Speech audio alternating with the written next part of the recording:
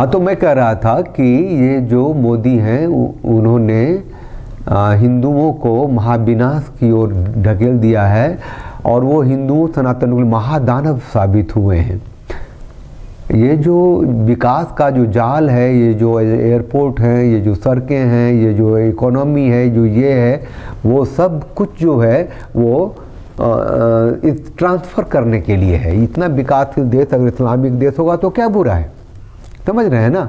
आप दिल्ली में रहते हैं, कलकत्ता में रहते हैं, मुंबई में रहते हैं, मद्रास में रहते हैं, हैदराबाद में रहते हैं, बेंगलुरु में रहते हैं, पुणे में रहते हैं, कहीं भी रहते हैं, भारत के किसी भी कोने में रहते हैं, किसी भी सोसाइटी में रहते हैं, कितनी सुरक्षा में रहते हैं और उस जगह रहते हैं कि जहाँ के सिर्फ और सिर्फ हिंदू ही हैं या फिर मुसलमान जहाँ नहीं हैं, वहाँ अचानक से आपके घर पे कोई एक बंदा आता है और कहता है कि ये जो तुम्हारी बेटी है वो हमारी है और वो मुसलमान है।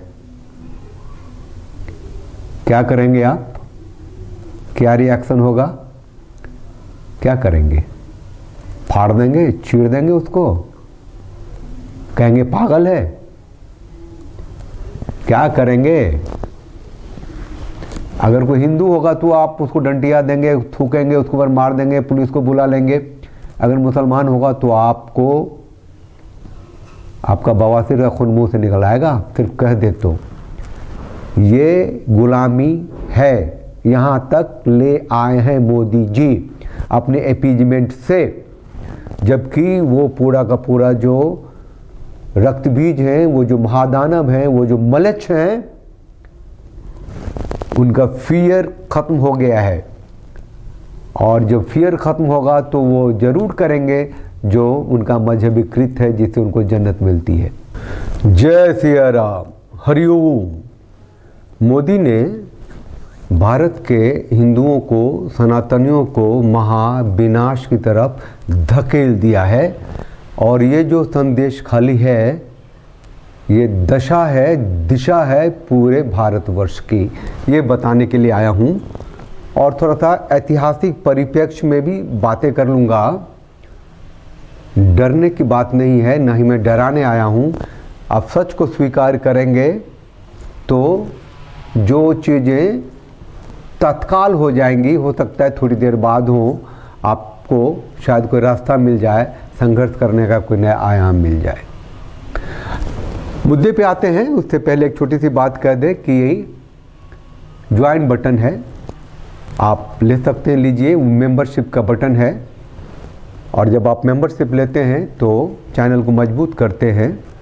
गूगल बाबा को भी पता चलता है, यूट्यूब को, कि उसको भी थोड़ा सा अर्थ मिलता रहता है आपके मेंबरशिप से। अब मुद्दा ये है कि ये जो संदेश खाली है, आने वाले दिनों का भारत है। आप सबको मतलब याद होगा कि जब मोदी की सरकार आई थी 2014 में, तो हिंदू चेहरे के साथ आई थी। और ये जो रक्तबीज हैं, महादानव हैं, जो राक्षस हैं, वो चिंगारी हो गए थे छोटी सी। लेकिन पहले टर्म के बाद दूसरे टर्म में आते आते सबको पता चल गया कि मोदी जो है ये गांधी 2 है। तो फिर वो जो चिंगारी थी वो महादानव होके आ गया। भूलने की आदत छोड़ दीजिए, याद रखिए। महात्मा गांधी 1915 में आए थे भारत, 49 साल की उम्र में आए थे। 23 साल रह के आए थे साउथ अफ्रीका में, और वहाँ भी अंग्रेज़ों की चमचे करके आए थे, उनकी नौकरी करके आए थे, वकालत करने के लिए गए थे। बोअर की जो युद्ध हुई थी उसमें जो एम्बुलेंस की जिम्मेदारी लिया था, उनको देखेंगे वो कैप्टन मोहनदास करमचंद गांधी के कपड़े में। ये चर्चा मैंने इसीलिए की कि 1921 में मोपला में नरसंहार हुआ था, हिंदुओं का नरसंहार हुआ था। 7000 हिंदू काट दिए गए थे। ये गर्भवती स्त्रियों तक का बलात्कार हुआ था। 20,000 लोगों को वो मालावार छोड़ना पड़ा था। धर्मांतरण हुआ था बड़े पैमाने पे। कुओं से लाशें निकली थी, 38 हिंदुओं के कुएं से, सड़कों पे नालियों में लाशें निकलती थी। और इसे भी गांधी ने जस्टिफाई कर दिया था। और मोपला के नरसंहार का कारण क्या था? मुसलमानों ने इस कदर से हिंदुओं की हत्या क्यों की? कैलिफेट के लिए, वहाँ खलीफा का शासन चाहिए था। तरक्की वाला। हाँ, भारत में गुलाम तो था ही, कुछ भी कर लो। As a rebellion against the British government, it was quite understandable. But what baffled most was the treatment accorded by the Moplas to the Hindus of Malabar. The Hindus were visited by a dire fate at the hands of the Moplas. Massacres, forcible conversions, desecration of temples, foul outrages upon women, such as ripping open pregnant women, pillage, arson and destruction.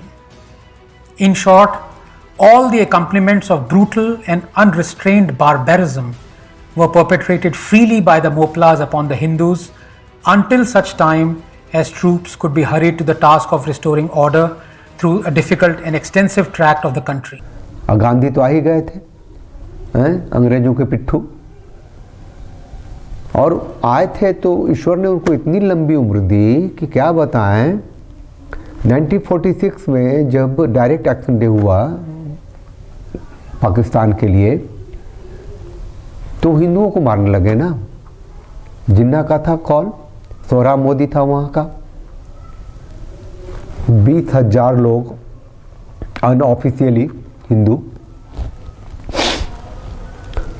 स्त्रियों के साथ उतने brutal दुष्कर्म, खींच के धर्मांतरण, भाग गए लोग। 10 अक्टूबर 1946 बंगाली हिंदू कोजागिरी लक्ष्मी पूजा की तैयारियां कर रहे थे। गुलाम सरवार अपने साथी कासिम के साथ शाहपुर मार्केट में हमला कर देता है। एरिया में जितने भी हिंदू परिवार थे उन्हें मार दिया जाता है। धीरे धीरे पूरे नोआखली में हिंदुओं को टारगेट करके उन्हें मारा जाने लगा। इस्लाम में ज़बरदस्ती कन्वर्ट किया जाने लगा। जो हिंदू फैमिलीज इन शर्तों को नहीं मान रही थी, उन्हें या तो मार दिया जाता या उनके घरों की महिलाओं का रेप किया जाता। ऐसा पूरे 1 साल तक चला, जब तक पाकिस्तान नहीं बन गया। ये सब करवाया मोहम्मद अली जिन्ना ने। मुस्लिम लीग के लीडर्स और मोहम्मद अली जिन्ना द्वारा बंगाल में कई सारे दंगे कराए गए। इससे हिंदू फैमिलीज अपने घरों को छोड़कर असम, वेस्ट बंगाल एंड त्रिपुरा में जाकर बस गईं। जो फैमिलीज नोआखली में रह गई, उन्हें इस्लाम में ज़बरदस्ती कन्वर्ट कर दिया गया। I am quoting verbatim. This is from the 100 volumes of Mahatma Gandhi, his collection of his writings. Hindus should not harbor anger in their hearts against Muslims, even if the latter wanted to destroy them. Even if the Muslims want to kill us all, we should face death bravely. If they establish their rule after killing all Hindus, we would be ushering in a new world by sacrificing our lives. None should fear death. ये हैं अपने महात्मा गांधी। देश बढ़ गया, इसको बड़ा सा पाकिस्तान बनाने की मुहिम शुरू हो गई नेहरू से। आज तक जारी है। कश्मीर बना दिया, भूल गए कश्मीर को। जितने भी कश्मीरी हिंदू थे, सबों के पास घर था, सुंदर। घरों के अंदर पुस्तकालय थी, घर के आगे गायें थी। क्या हुआ? अब जब मैं कहता हूं कि जो संदेश खाली में हो रहा है वो पूरे भारत की दिशा है और दशा है, तो कहते हैं पागल हो गया है, ऐसा होने देंगे क्या? ये मोपला वालों ने भी नहीं सोचा था, नोआखाली के हिंदुओं ने भी नहीं सोचा था, कश्मीरी हिंदुओं ने भी नहीं सोचा था, और ये संदेश खाली की स्त्रियों ने भी नहीं सोचा था। हो रहा है ना, आगे भी होगा, होता रहेगा, क्योंकि आपकी सत्ता की व्यवस्था वैसी ही है। बंटवारे के बाद के भारत में वक्फ है, मतलब कि मुसलमानी सत्ता है, संविधान के अंदर संविधान है, उसकी सरकार है। वक्फ बोर्ड आजाद स्वतंत्र भारत में, बंटवारे के बाद के भारत में।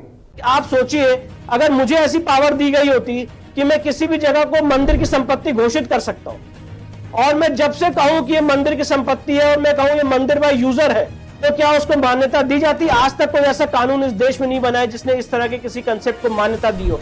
आज तक इस देश में कोई ऐसा कानून नहीं बना है जिसमें किसी मंदिर की संपत्ति का सर्वे हुआ हो, और अगर आपने उस सर्वे में आप उससे एग्रीड हो तो वो आदमी किसी हिंदू ट्राइब्यूनल में जाए उसको चैलेंज करने के लिए। आज तक इस देश में कोई ऐसा कानून नहीं बना है जहां पे किसी मंदिर की संपत्ति का सर्वे किया जाए और उस सर्वे का खर्चा राज्य सरकार वहन करे। तो यहाँ पे आपने आर्टिकल 27 का मर्डर करते हुए स्पेसिफिक आपने प्रोविजन ला दिया कि जो भी वक्फ का संपत्ति का सर्वे होगा उस सर्वे का खर्चा राज्य सरकार वहन करेगी। अगर आपको लगता है कि संदेश खाली जो है वहाँ इसलिए ऐसा हो रहा है कि वहाँ ममता की सरकार है, मुसलमानों की सरकार है, वो सत्ता में है, तो इतना तो लग रहा है ना कि जहाँ मुसलमान की सत्ता होगी, जहाँ उनकी संख्या होगी, जहाँ वो शक्ति में होंगे, वहाँ हिंदुओं का नरसंहार कर देंगे और उनकी स्त्रियों को माले गनीमत मानेंगे, अपनी प्रॉपर्टी मानेंगे। आपने सुना है ना कि वहाँ का जो वो शाहजहाँ शेख है, वो उसके गुर्गे आके खुल के बोलते थे, तेरा घर वाला होगा, पति होगा, लेकिन उसका तुम्हारे ऊपर कोई हक नहीं है, तुम्हारे ऊपर हमारा हक है, ऐसे करके ले जाती थी ना। तो ऐसे ही है, एक मौलवी साहब हैं जो इस्लाम क्या है, रियल इस्लाम, वो बताते हैं, खोल के बताते हैं, हम सबको सुनना चाहिए। When Muslims go and conquer the adjacent country, what do? We kill them all? No. The Prophet says, the first thing you do is call them to Islam. If they refuse, then tell them Allah obliged upon you to pay taxation.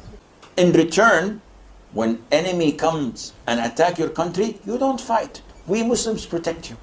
Subhanallah, for this little money? Yes. And you enjoy sitting in your homes and in your country and live your life normally. But the ruling is for Sharia. So you do not open nightclubs, you do not fornicate. If they refuse, then we have to fight. And if we fight you, then we capture you, you become our slaves, and we take your land, and you take because you refuse. I give you two good options in the coming 40-50 years when the Muslims become strong as they're supposed to be. आखिरी आदमी तक जब मुसलमान होगा तो इस्लाम पूरा होगा, फिर उनकी आपस में लड़ाइयाँ चलेंगी और जन्नती होगा कोई 73 फिरके। संदेश खाली भारत की दिशा और दशा होने जा रही है अगर आप जागे नहीं तो। जाग के भी कुछ होना नहीं है, 2024 बगल में है, आप संगठित हो जाइए, सुरक्षित रहिएगा, रहने की कोशिश कर सकते हैं, संघर्ष, नहीं तो आप संघर्ष करने की स्थिति में भी नहीं होंगे। 10 सालों में क्या मोदी जी ने गाय पे प्रतिबंध कर दी, गौहत्या पे रोक लगा दी, पूजा स्थल के कानून को ख़त्म किया, वक्फ बोर्ड को ख़त्म किया, मंदिरों को, मठों को सरकारी नियंत्रण से अलग किया, हिंदुओं को पहले दर्जे का नागरिक बनाने के लिए कुछ भी किया, मुसलमानों के लिए क्या क्या नहीं किया। भारत को मुस्लिम राष्ट्र बनाने के दिशा में वो कितना मजबूती से आगे है आप समझिए। राम मंदिर का जो ढोल पीट रहे हैं वो सौदा है मस्जिद का, मोहम्मद बिन अब्दुल्ला मस्जिद अयोध्या में ही बन रहा है, दुनिया का सबसे बड़ा कुरान वहाँ रखा जाएगा। ये जो अबू धाबी में मंदिर बना है उसकी नींव है सनातनी की हत्या, सनातनी धर्म का वो जड़ से बनाना चाहता है। वो हनुमान जी को भी अपने गुरु सहजानंद जिसे स्वामी नारायण वो कहते हैं उसका सेवक मानता है, आपके ब्रह्मा विष्णु महेश शंकर को भी मानता है सेवक अपने भगवान को। उसका भगवान उसके फाउंडर हैं सहजानंद, 1780 से लेके 1830 तक का उनका लाइफ स्पैन था, उसे सहजानंद कहते हैं, उसे स्वामी नारायण नाम दे दिया है। आपको लगता है कि हमारी आवाज़ आपकी आवाज़ है और आप अपनी आवाज़ में सम्मिलित करना चाहते हैं तो मोटे अक्षरों में अपनी प्रतिक्रिया दीजिए और चैनल का सदस्य बनिए, हो सके तो महसूस कीजिए कि आप संगठित हो रहे हैं। जय सिया राम, हरिओम।